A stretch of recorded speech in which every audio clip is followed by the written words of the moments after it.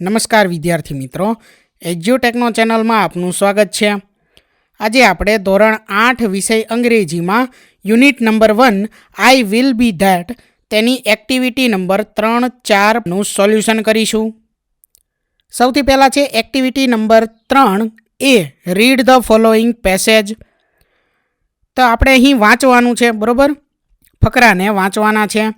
John is an Acrobat, એટલે કે John એક બજાણીઓ છે.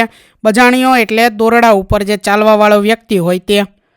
હી works in the great global circus, એટલે તે ગ્રેટ ગ્લોબલ સર્કસમાં કામ કરે છે. He practices very hard for his shows, એટલે તે પોતાના શો માટે ખૂબ જ મહેનત કરે છે, બરાબર? ખૂબ જ સખત મહેનત કરે છે. He can perform on a high swing, એટલે તે ઊંચા હિંચકા પર કરતવ એટલે કે દાવ કરી શકે છે. હી કેન રાઇડ અ મોનોસાયકલ, તે નાની સાયકલ પણ ચલાવી શકે છે. He can walk on a rope at a great height, એટલે તે ખૂબ જ ઊંચા દોરડા પરથી ચાલી શકે છે. ત્યાર પછી આગળ, but he can not ride a horse, પરંતુ તે ઘોડો ચલાવી શકતો નથી. He can not jump through a fire ring, તે સળગતી રિંગમાંથી કૂદકો મારીને પસાર થઈ શકતો નથી. He can not play tricks like jokers, તે જોકરની જેમ યુક્તિઓ કરી શકતો નથી. એટલે અહીં પહેલો જે ફકરો આપણને આપેલો છે તેની અંદર જ્હોન જે છે તે શું કરી શકે છે તેના વિશે આપ્યું છે, અને બીજા ફકરામાં તે શું નથી કરી શકતો તેના વિશે આપેલું છે.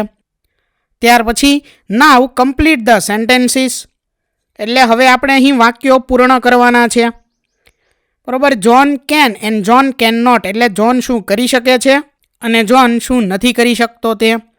તો જ્હોન કેન એની અંદર છે he can perform on a high swing, he can ride a monocycle, he can walk on a rope at a great height.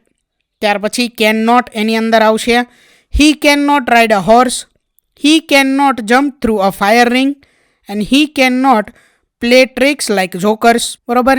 ઉપર જે ફકરો આપેલો છે તેના આધારે જ અહીં વાક્યો લખવાના છે, બરોબર?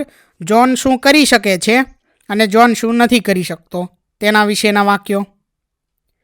ત્યાર પછી activity 3B work in groups, list 5 different ways in which you can and can not use a ruler. Think differently, you can write more answers and put them on the notice board. એટલે આપણે અહીં જૂથમાં કાર્ય કરવાનું છે અને આપણે અહીં લિસ્ટ બનાવવાનું છે 5 એવા કાર્યો કે જે આપણે ફૂટપટ્ટી દ્વારા કરી શકીએ છીએ અને નથી કરી શકતા, તેનું આપણે લિસ્ટ અહીં બનાવવાનું છે, બરોબર? ઉદાહરણ સ્વરૂપે એક આપેલું છે વાક્ય. યુ કેન એની અંદર છે we can dig a hole with a ruler. You can not એની અંદર છે પહેલું વાક્ય we can not draw a circle with a ruler. ત્યાર પછી યુ કેનમાં બીજું વાક્ય છે we can make straight line with a ruler, we can mix juice with a ruler, we can play a game with a ruler, we can open lid of bottle with a ruler. ત્યાર પછી you can not એની અંદર છે we can not cut cloth with a ruler, we can not drink juice with a ruler, we can not fly a kite with a ruler, we can not paint with a ruler. ત્યાર પછી આગળ activity number 4 work in pair. What can your pet dog do for you? Complete the paragraph. જોડીમાં કાર્ય કરવાનું છે અને તમારો પાલતુ કૂતરો જે છે, બરોબર, પેટ ડોગ, તે તમારા માટે શું કાર્ય કરે છે તેના વિશે લખવાનું છે અને અહીં ફકરો પૂર્ણ કરવાનો છે.